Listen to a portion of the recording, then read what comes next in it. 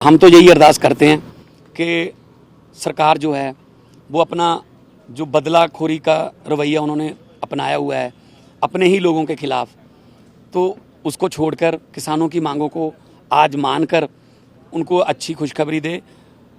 अच्छा तो था कि जब 30 नवंबर को श्री गुरु नानक देव जी का गुरुपुरब था, गुरु नानक देव जी जो किरत करो का संदेश देते थे और ख़ुद 16 साल अपनी ज़िंदगी के करतारपुर साहब में खेती की उन्होंने, उस दिन उनको बुलाकर किसानों को सबसे बड़ा तोहफा देते गुरु नानक देव जी के गुरुपुरब का कि आपका जो ये कानून है उसको हम वापस लेते हैं। अभी भी मैं उनसे मांग कर रहा हूँ कि पार्लियामेंट का स्पेशल सेशन बुला लो।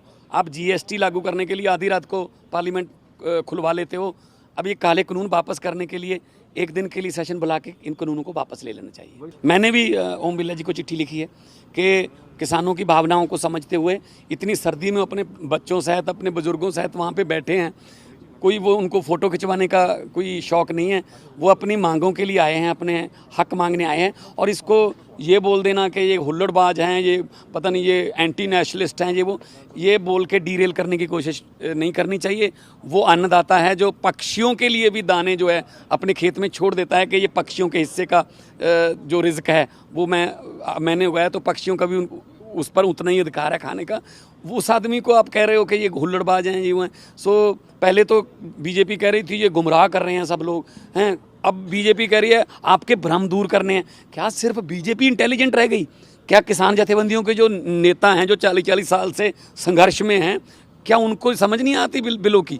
सब समझ है, इसीलिए तो गए हैं ना वहाँ कि बिल जो है समझ आ चुके हैं कि कितने खतरनाक है। उस मीटिंग की डिटेल नहीं दी बाहर आके, क्या बोले 35 मिनट में सिर्फ एक ही बात कही कि जल्दी से जल्दी फैसला ले लो, नहीं तो नेशनल सिक्योरिटी की प्रॉब्लम है। कौन सी सिक्योरिटी ले आते हैं बीच में? नेशनल सिक्योरिटी की बात कर रहे हैं। वो अन्नदाता है, पूरे देश से आया है और दिल्ली की सरहदों पर इतनी ठंड में बैठा है, तो आपने 35 मिनट सिर्फ पूरा एरोप्लेन लेके यहाँ से गए, पूरा अमला आपका वहाँ पे गया, तो सिर्फ ये बात कहने गया था कि हाल जल्दी कर दो।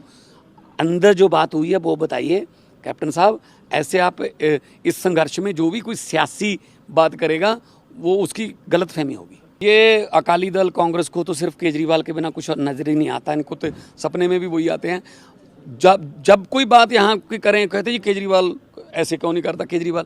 सर वो उन्होंने क्लियर भी कर दिया, अरविंद केजरीवाल जी ने, उन्होंने अपना जो है वो स्टैंड क्लियर कर दिया कि इसका कोई लेना देना नहीं उन कानूनों से। ये तो पहले से गजट हर साल मंडी को जो है विस्तार करने के लिए बनता है, ठीक है ना।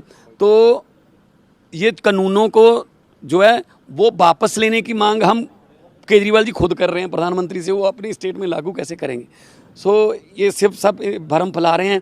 इनको ये लगता है शायद इससे हम केजरीवाल जो दिल्ली में किसानों की सेवा में लग गए हैं, पूरी पार्टी पूरा दिल्ली की सरकार, पानी से लेके दवाइयों तक, मोबाइल डिस्पेंसरियाँ, जो भी उनको चाहिए वो बॉर्डर पर हमने तैनात कर रखा है और किसानों को जो भी उनको ज़रूरी वस्तुओं की ज़रूरत होती है वो देते हैं। तो उससे ध्यान हटाने के लिए ऐसी बातें करते हैं। अगर प्रकाश सिंह बादल जो आपने कहा सीनियर मोस्ट हैं, अगर अवार्ड वापसी की जगह पे कानून वापसी के लिए उस समय जब 5 जून को ऑर्डिनेंस आए थे, उस समय इतनी साफ नीयत से जो सरकार से बात करते हैं, एनडीए का हिस्सा है, एनडीए के वो सरप्रस्त भी रहे हैं, उनकी बात कोई टाल नहीं सकता।